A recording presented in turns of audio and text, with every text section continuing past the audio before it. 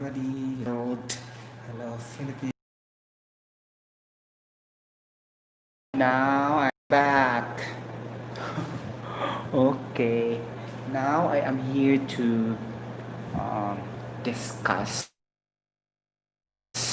about permit to work system. Okay, but before anything else, I would like to congratulate Miss Jessica Villaruden being the champion of the season 3, The Clash. Congratulations from Riyadh, Saudi Arabia. Really, Father. Once again, welcome back to my channel. I am a singer, Eternal Voice. Okay, we are now here to give some information regarding the permit to work system. Okay, then if you have a clear idea, if you learn something for this PTW system, then you'll be able to become a certified and qualified permit receiver or permit holder, especially if you learn adequate information to this. Okay, like this. Okay. Okay, let's go first with the definition. Okay, permit to work document or permit to work system is a written formal documentation system, okay, that is to control the high risk activities and highly hazardous operations. Okay, and then in this permit document, it was reflected and listed the safety measures or any safety precautions, okay, so that we will have the hazards and risk control after identifying and assessing and recognizing the various existing and potential hazards and its associated risks before job commencement or before execution of the job. Okay, this permit is defined specific as per location, okay, as per specific materials to be used, as per specific equipment and machines to be used, and this is not transferable, okay, like that. So usually it will be 8 hours or 1 day. Then if your scope of work will be more than 1 day, then there will be a permit renewal extension or permit renewal validation. Okay? Something like that. In our permit to work system form, we have 7 parts or 7 sections. Okay, the part A will be the work permit details. Okay, that involves the job description. Okay, the name of the person in charge or the permit holder or the one who are applying for the permit, and then the declaration of the mobile number, like that, the permit to work number, okay, the specific location, like that, the specific equipment number, okay, the date the job to be performed and the job date to be finished, like that.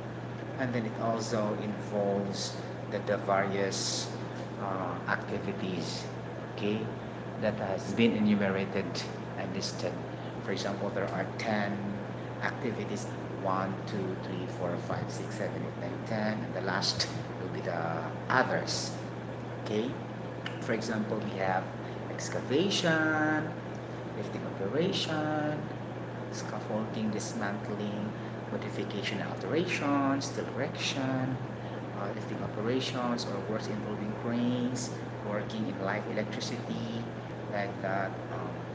What else? Confined space entry, the handling of hazardous chemicals and hazardous substances, or the release of hazardous liquids and gases, the radiography, dealing with radioactive substances, like that. What else? The working at height above 2 meters in unprotected areas, meaning to say there's no permanent guardrail, handrail, and platform. Okay, and then a lot. So these are all permit required activities. So these are listed in the first page or in the part A, which is the work permit details. Okay. So in the part B, which is still in the first page, we have the permit control measures or the safety measures, and then it should be checked through check boxes. Okay, I am talking to you with our own style of permit document. Okay, because different industries, different companies, different factories have different forms with regards to permit to work system. Okay, but the the importance and significance will just be the same. Okay, the applicability will just be the same, though it will vary a little bit with the roles and responsibilities and to the resources, but most likely this permit to work system is typical among others in different various industries, companies, factories, and in any construction industry, something like that. Okay, so that is our part B. That is the permit control measures and safety measures. All you have to do is to follow that one by one because it has been listed there in the first page. Okay, so what are example of safety measures? A lot. For example, if you will do hot work, what are the safety measures? The provision of fire extinguishers, providing system like this, the provision of the fire blanket for the containment and to control the sparks and the welding spatters, if welding operations, something like that. The provision of a certified fire watcher, okay, to to clearly and to remove or clear flammable combustible materials during, within, or prior to work or after work, like this, so that there will be no fire occurrence. You have to clear the all flammable and combustible materials, like that. Okay, and then a lot of safety measures to be done. Those were only examples. Okay, and then our part C will be the permit to work issuance and signatories. So there will be reflected the permit holder or the person in charge or the permit receiver. Uh, if you are the one who get or obtain permit, if you have the adequate knowledge after the PTW training about certification, permit holder, permit receiver, you finish the training for that, and then you will be responsible to obtain a permit and fill up the data information there. Okay, so before starting the job, you will sign, okay, your name, signature, the date, the time started, like that, and also the permit issuer or the operating authority will also sign, okay, like that. But before signing, the both of you, okay, you have to conduct joint site safety inspection at site, and then if it's all cleared, no more potential hazards and any suspected or any associated risks involved for the particular scope of works, or if the environment or workplace is safe to work already, then you have to declare all your signatures, the PTW issuer, operating signature, operating authority signature, and the permit holder or permit receiver or person in charge signature, like this. Okay, and then you can now start the job because you have complied already the the safety of the workplace. Okay, so you have to sign up. That is the permit to work issuance and signatories. Okay, that's B. Okay, part C will be the permit to work revalidation and renewal. For example, if it will not finish in 8 hours or in 1 day, then you have to extend for that. Then you have to put the date started, the time started, the date finished, the time finished, and the signature of the PTW issuer, and also the signature of the permit receiver again. Okay, you have to inform the PTW issuer ahead of time that you're going to extend and renew your permit. Okay, something like that. That is part C, no, part D, sorry, the permit to work renewal or revalidation.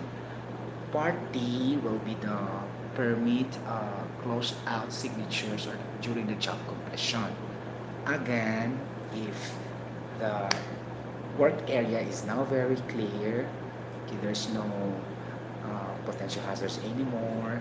There's no suspected risks or any associated risks after the job completion, and then the workplace is very clean now, very safe. So you have two declared signatories, both the permit issuer, permit holder. Okay, again, date, time, finished, and then signature, something like that. So our part E will be the signatories of the workers. Okay, that they had agreed that they identify the potential hazards and risks involved prior to start the job.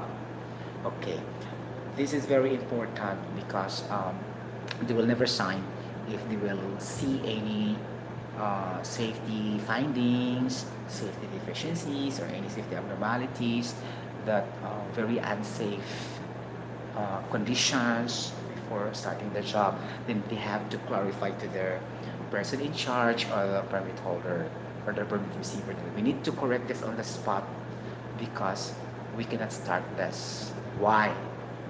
Because their names will be reflected there and they will put signatures, so it is understood to protect them that all workplaces, okay, or all equipment are safe to use and the area must be safe, okay, before starting the job. So meaning to say, okay, all existing hazards and potential hazards had been identified, okay, and then all controls had been implemented to eliminate, or not really eliminate, or to reduce or to mitigate them before the job commencement.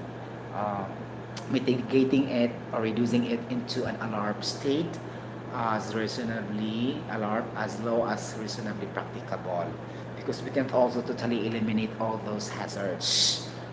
Okay, there will be hazards, it will not be eliminated totally zero. Okay, so that's the philosophy and principles behind on the signatory in the part E, workers signatories.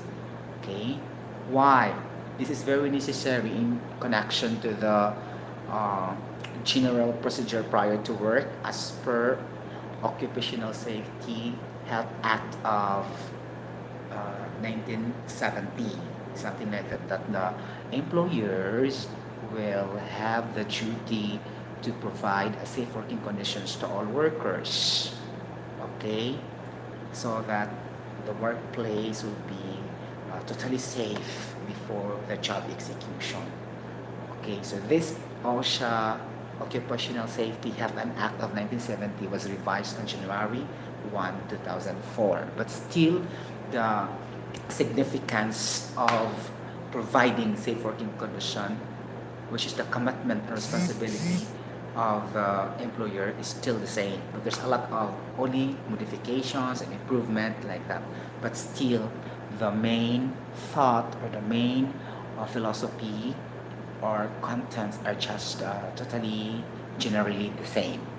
Okay, so in that OSHA Act of 1970 or 2004, so there the three fundamental rights of the workers arrived.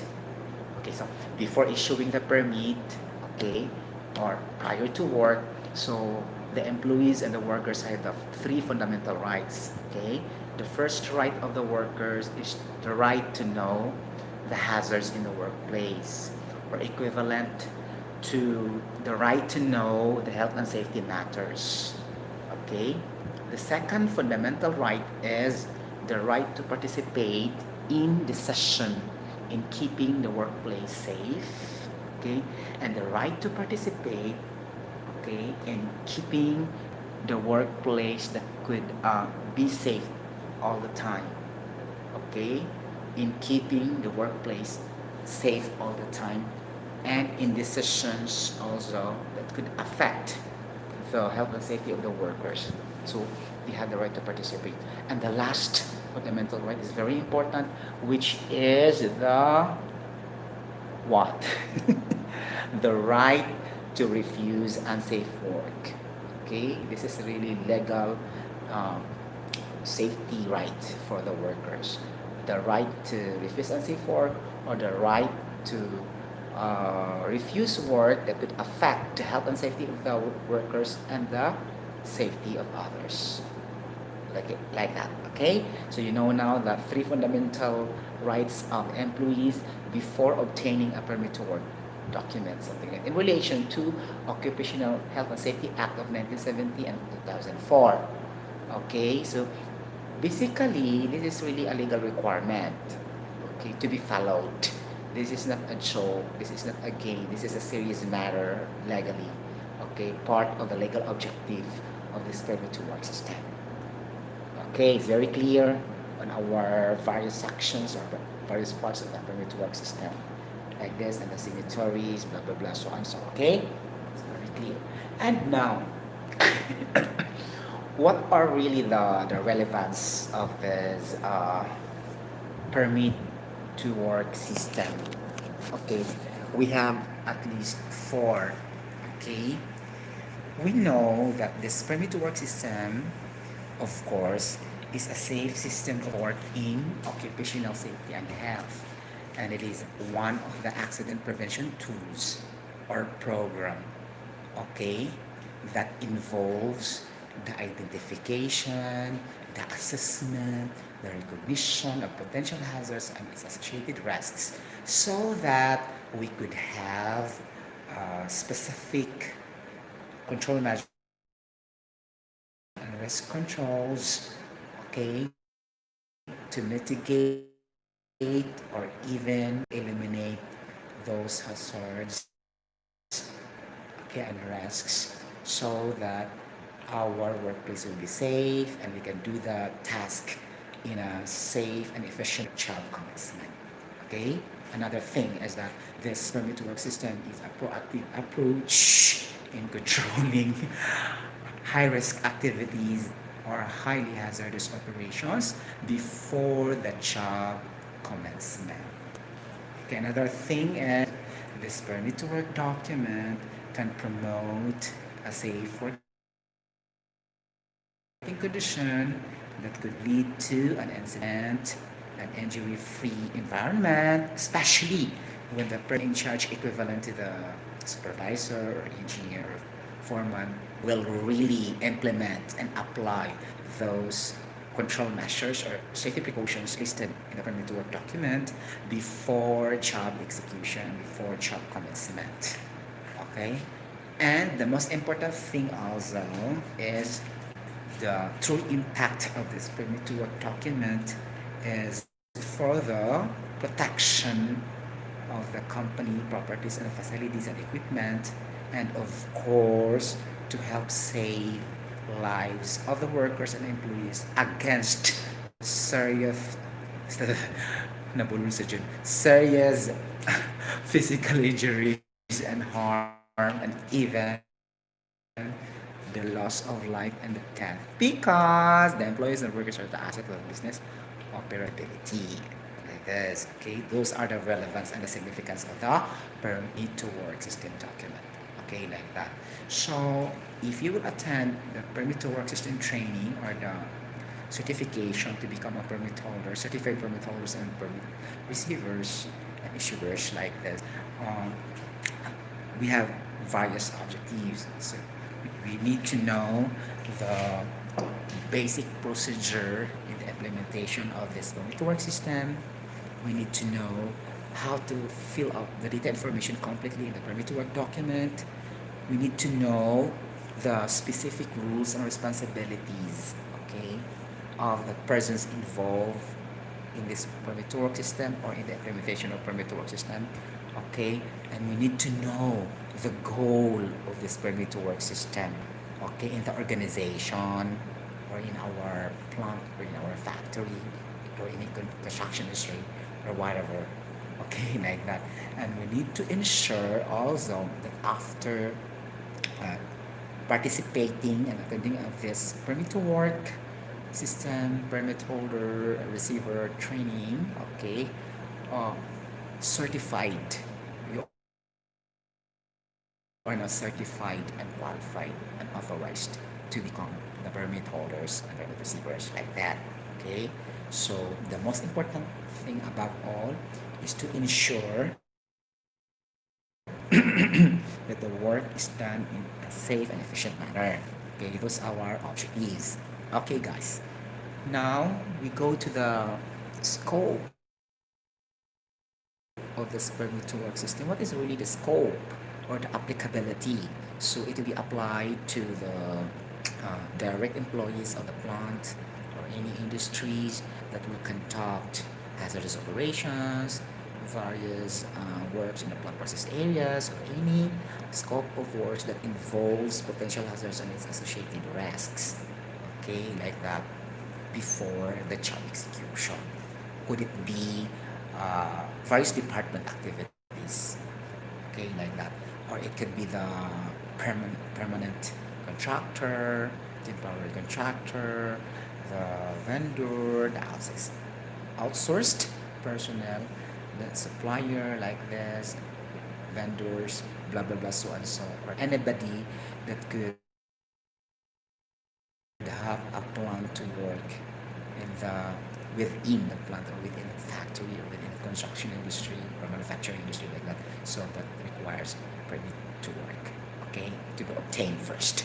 Okay, and then it is applicable to permit required activities.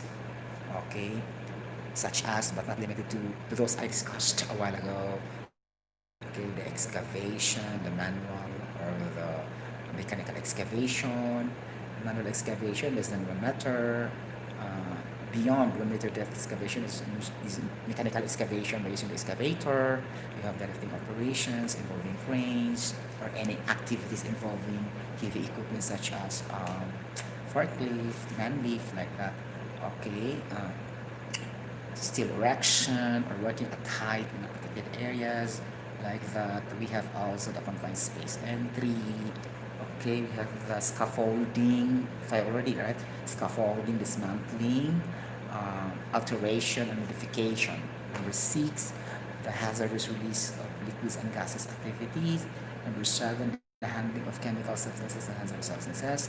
Number 8, we have the energy isolation or working in live electricity, right? Number 9 will be the radiography or working that involves radioactive substances. Okay. Number 10, it could be the confined space entry is already finished, right? The movement and operation, the heavy equipment movement and operation outside also, and others. It depends on the situation. Okay, like that. So those are permit required activities. And then we will go now to the various resources to be involved. So very simple and very simplified. So our resources first will be the manpower. Okay, the organization in our plant or our factory or any construction industry, any contractor, companies like that. So we have the manpower, starting with the director, manager, engineer, supervisor, foreman, employees, workers, laborers, like that. Those are our manpower. And then we have the permit to work forms and its associated and attachments. For example, for the confined space entry, we need to have the gas testing results form, and we have also the sign in and sign out entry log sheet before the entrance, and the workers will go to the inside the confined space like that. So the permit to work forms and its attachment. But only that, also for the excavation, we have the attachment also the okay, the marking or the identifying of underground services and underground utilities. We have also the form like that, and we need to have signatories for the electrical department, for electrical live cables underground. Okay, for the instrumentation cables, telephone cables, sewage lines, or gas pipelines like that. They should be cleared so that it will not be damaged during excavation activities. Okay, like that. Number 3, we have also the personal protective equipment as per scope of works to be done, or any special equipment as per scope of work to be done, like that. Okay, the full body harness and working at height. Okay, we have also equipment, heavy equipment, machines, hand tools, portable uh, tools or electrical power tools, right? Like that. Okay. So it could be used as our resources also. We have also the required specific materials as per our task to be done. Okay, like that. Different kind of materials that are useful to your child before starting the job. That's our resources also. Okay, and we have also, if confined space, we need adequate lighting, ventilation system, exhaust fans, like this. What else? We have portable ladders, like the respiratory protective equipment, RPE, respiratory masks, right? And the self-contained breathing apparatus, okay, like that. And then what else? The various gas cylinders, oxygen cylinders, acetylene cylinders, the welding machines, like what else? The the trolley, like that, or you need also an overhead crane to lift the materials up, something like that. So those are our resources. A lot of resources to to be done, not to be done, a lot of resources to be used and to be utilized before starting the job.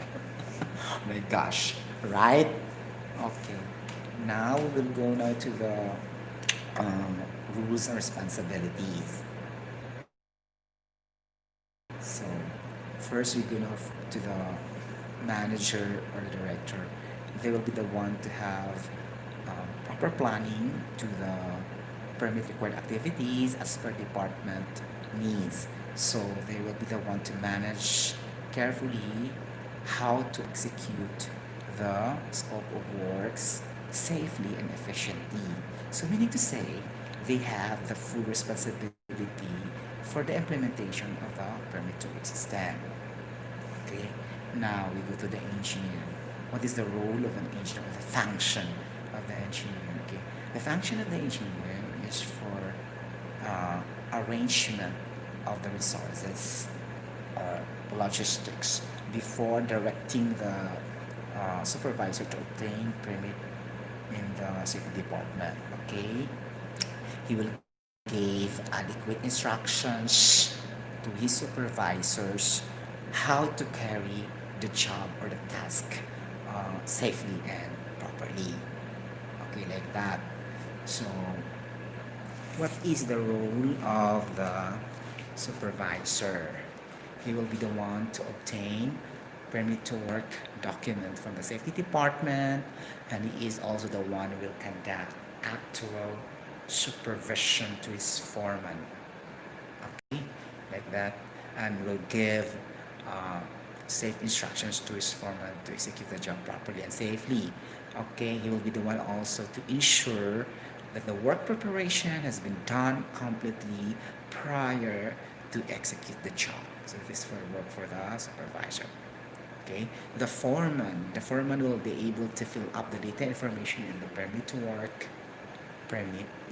work document, sorry, like that, and he will be the one to conduct regular monitoring of the actions of his people, the monitoring of his people if they are working safely and properly, and from time to time also will check the functions if the machines or equipment are running safely and normally without any abnormalities, and there will be also the one to check the compliance of personal protective equipment.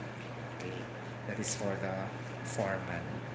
Okay, the permit issuer, that is the operating authority, they will be the one to issue the permit to work document. Okay, and then will be the one to register in the permit to work database, something like that.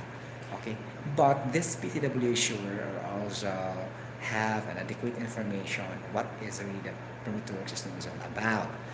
They also finished the PTW system training course. Okay, like that. And our permit receivers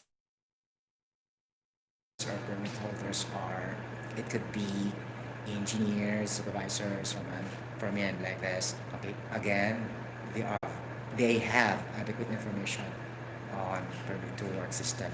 And then we have finished the PTW system training also. Okay, like that. The workers also can attend the PTW system training, or they can also be a qualified permit receiver if they will attend the PTW system training. But if there is a foreman, engineer, they cannot sign the permit to work document. Only for emergency situation that the foreman, engineer are absent. They can act temporarily as a substitute in signing the permit to work document under the permit holder and permit receiver. Okay, or they can fill up the permit, okay, the same function with those engineers and supervisors if they are not around and they are absent. But again, that workers or that team leaders in a group are trained in permit to work system. Okay, like that. And now we go to the function of the fire watcher, especially if you're conducting hot work activities. So what are those hot work activities here? The cutting, grinding, welding, soldering, brazing, tacking, blah blah blah, so on, so a lot. Or any job that involves sufficient energy that could produce heat ignition sources, open flames, sparks, like this. So those are automatically hot work activities. Okay. Now the fire watcher will have a responsibility to clear out all the flammable and combustible materials. Okay, before, within, and after the job completion. Okay, ensure also that there is an available firefighting system or firefighting equipment, the portable fire extinguishers. Okay, that is very ready to be used in immediate purpose, like that. Ensure also to sound the nearest fire alarm with a manual fire call point or manual push station nearest to the workplace in case of any fire occurrence. Okay, like that. Um, Responsible also to extend 30 minutes after the job completion just to oversee and to ensure that the workplace are safe from any potential fire hazards. So clear the workplace first, and then before the permit to work or the hot work permit will be closed, and then again it will be signed by the issuer and the permit holder. So there will be no signatures if the area or the workplace are not clear. Okay, that's the function of the fire watcher. And now, if you will be able to do a confined space entry job, then of course you need gas testing of those confined space. What are those confined spaces? We have examples: vessels, silos, pit, manholes, like that, tanks, storage vessels, pipelines, like that, or any other examples of those are confined spaces that have a limited point of entry and exits, like that. Okay, and there's a chance of oxygen deficient environment or oxygen enrichment environment, or there's a possibility of trapping you inside the confined space, slip and trip and fall hazards, and then those spaces or partially enclosed spaces, that's confined spaces, right? That is not really designated or designed for human occupancy, but it's just open those vessels because due to the work to be done. Okay, those are confined spaces, like that. So you will obtain confined space permit to the safety department, something like that. And then before starting the job, okay, this AGT, the Authorized Gastesters, are those qualified personnel, authorized personnel to conduct gas tests, meaning testing and measuring the flammable vapors, okay, the toxic gases, okay, inside the confined space. So before starting the confined space entry job, so the gas tests will be measured and tested. So what are those gases? We have H2S, or hydrogen sulfide, carbon monoxide, oxygen, percentage of oxygen, lower explicit limits, and VOC, volatile, volatile organic combustibles, volatile organic compound, VOC, something like that. Okay, so there are limits also for that, threshold limit values. Okay, for the CO, we have 34 ppm in the lower side, 50 ppm in the higher side. Okay, like that. And for the oxygen, the limit is the value should be 20.9 to 21, like this. But it will not be lesser than 19.5 because it is oxygen deficient already, and it will not be more than 23.5% because that is also oxygen enrichment. For the H2S, 0 to 10 ppm. Okay, what is this threshold limit value? Why? Because this is the amount of the contaminant, okay, that is safely to be exposed to the workers without adverse effect to the health for 8 hours of working, without any injuries like that. So it's being measured as per 8 hours of work without adverse effect to the health of people. Okay, so like that, air contaminant amount, okay, or any contaminant substances amount, okay, that the workers can be safely exposed to in the period of 8 hours without adverse health effects to the employees. That's the clear definition. Okay. It was rumbled, I rumbled a while ago, but that is the clear definition of the threshold limit values. So it should not be going higher than those limits, and it will not go lower than those limits. Okay? Parts per million meaning parts of toxic substances or contaminant per million of air, like this. Okay, so our basis will be the air or the atmosphere. Okay, and our numerator will be the specific contaminant or toxic substances. So parts of toxic substances and air contaminants per million parts of air or atmosphere, the atmosphere, something like that. Okay, so that's ppm. This is the definition, something like that. Okay, so ppm. Only the oxygen is in percent, and others will be in ppm. The carbon monoxide, the H2S, like that. And LEL also in percentage also. Sorry. And then if it doesn't reach, or if it is not if it is below or above the limits, then we have to correct immediately the condition inside the confined space or in the workplace, and then nobody is allowed to start, okay, unless it has been corrected. And after it has been corrected, then your job will start now. Okay, assuming that you already followed the confined space entry requirements. Okay, that I mentioned a while ago, right? The adequate lighting, adequate ventilation system, the proper access, okay, the emergency rescue tools and materials in case of any emergency inside the confined space, like this. If there's a provision of the hall watch or the standby man or watchman, blah, blah, blah, like this, or the presence of the confined space entry supervisor. Okay, so it should be followed first above all things. Okay, and adequate lighting also. Okay, like that. Okay, going now to the hall watcher and standby man. So these people first must be trained in confined space entry.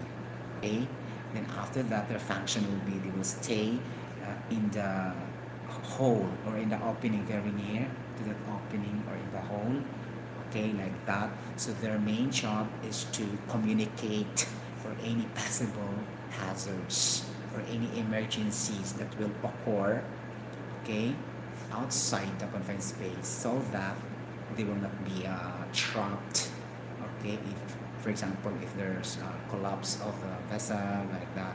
So they will be the one to communicate to those entrants. That's why we have the entry log sheet, time in time out, to proper monitoring. Okay, so it's not allowed for so many people who go to inside the conference space, at least 1 or 2, and then they have to stay at least maximum of 2 hours. The the lesser time they will be inside the conference space, the more better. Okay, like that. But before they go inside again, they will, the AGT will conduct the gas testing. Okay, like that. That's the main responsibility of the hall watcher and standby man. And now for the watchman, it's very important for other various scope of works, not limited to confined space entry only. So a lot of works I mentioned a while ago, the permit record activities needs watchman. So in short, uh, working alone is not allowed. There should be a body-body system or a partnership system in doing the task. In case of any emergencies, they will be the one to have a practical rescue to the people or to the person who is victim of any emergencies, or they will be the one to report any incidents and accidents for incident accident reporting. Okay, proper communication, because working alone is not allowed really in safety, something like that. It depends on the situation, dependent on the level of the type of work to be done, but generally it is not allowed in occupational safety not to work alone. Okay, it should be by 2 or more than 3 workers, something like that. Okay, so those are the rules and responsibilities. Okay, any questions so far? We are now done in the objectives, okay, and the scope of this permit to work document. I'll be talking to you not the specific procedure, I'm talking to you the general procedure. Okay? Okay. The general procedure prior to work, prior to obtain permit is that all workers and employees should be physically fit before working, meaning to say they have a good medical records before starting the job. Number two, they will be inducted and oriented in the safety department before exposing themselves to work at the construction site, for the plant site, blah blah blah. So generally there are two. Okay, there are two procedure for the general. Okay, procedure before obtaining the permit. Okay, to work. Okay, and then we have also the specific. First, we need to obtain the work permit in the safety department. Okay, second will be the permit issuance, and then third will be the permit registration in the database. Fourth will be the joint site safety inspection. Okay, so that the workplace will be safe before doing the job, and then there you'll be able to again identify, recognize, and assess the potential hazards and various risks, and you'll be able to have safety measures, safety precautions, safety controls to mitigate those hazards, blah blah blah, before job execution. And if it is very clear now the workplace, totally safe conditions of the workplace and the environment, then the permit holder, permit receiver, will put signature on the permit to work document, and the safety department will also approve, okay, something like that. This is okay to proceed the scope of works. Okay, like that. Okay, and after the site joint safety inspection, we have the job commencement and work in progress, and the last step will be the work or job completion. Okay, after the job, and then the workplace will be cleared. Okay, no more danger, no more any potential hazards or risks. Then the permit receiver would sign, and permit issuer also will sign, and also the safety will try to ensure that the workplace is safe, and then before it will be returned to the safety department, the document. Okay, those are direct procedure of the permit to work, how to obtain permit to work. Okay, and we have also the procedure of the contractor permit to work, something like that. Okay, the contractor permit to work is just basically the same, but they are the one to obtain permit. The contractor or subcontractor engineer will be the one to obtain permit in the safety department. They will be the one to comply the safety requirements and safety precautions they will implement on the site, and the operating authority or the PTW issuer will check and approve that it's already a safe to work, then they will sign, blah blah so and so. So the direct responsibility will be on the performing party, which is the contractor, subcontractors and the contractors, for example. Okay, and the same thing will follow for the procedure from issuance, okay, permit registration, joint site safety inspection, job commencement, work in progress, and then job and work completion. Okay, like that. So the identification and the evaluation and recognition of the hazards and risks would not only be mean in the first stage or prior to proceeding the job. So that's the main thing. But due to the changes of the condition, sometimes we don't know. Okay, we need to also conduct identification of the hazards in between or during the course of the job and even up to the last portion, because there there's also a chance of any potential incidents and accidents that will be happening if we will not control and mitigate various existing hazards and potential hazards within and after also the completion of the job, not only for prior to proceed the job. It should be before, within, or during and after the completion of the task. Okay, so those are the procedures of the permit to work. Okay, it's very clear. So any questions so far? That so I already discussed uh, very well. So if you have any question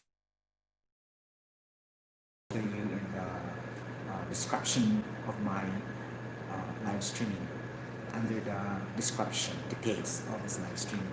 Thank you so much for taking your time to watch my live streaming. Okay, if you feel you obtain a little bit of information and then you like, then you can like. If you like, then like. Oh my God. If you want to comment, then comment. Ganun talaga. If you want to subscribe, then subscribe also like this. And click the notification bell for some news updates of I Am a Singer, EternalVoice. But as of this moment in time, this is my latest live streaming. Okay, because my last vlogging was on December 7th. Now is December 23. Oh my gosh. It runs to almost 16 days. Because of my, my headache, my migraine, okay, I cannot do properly the vlogs of live streaming also. There's still small pain, but at least improving, okay, a little bit vanishing or disappearing like that, okay. Then a lot also of safety documentation job in work, so a little bit of stress. Sorry, okay. And I cannot promise you to vlog and to do live streaming after this, so it depends on your condition also. Thank you so much. God bless that. Bye bye everybody for taking time with me in this live stream. This is again, I'm a singer, EternalVoice. God bless everybody and Merry Christmas to everybody. Hark the herald angels sing, glory to the newborn King. Hark the herald angels sing, glory to the newborn King. Bye bye, Merry Christmas everybody.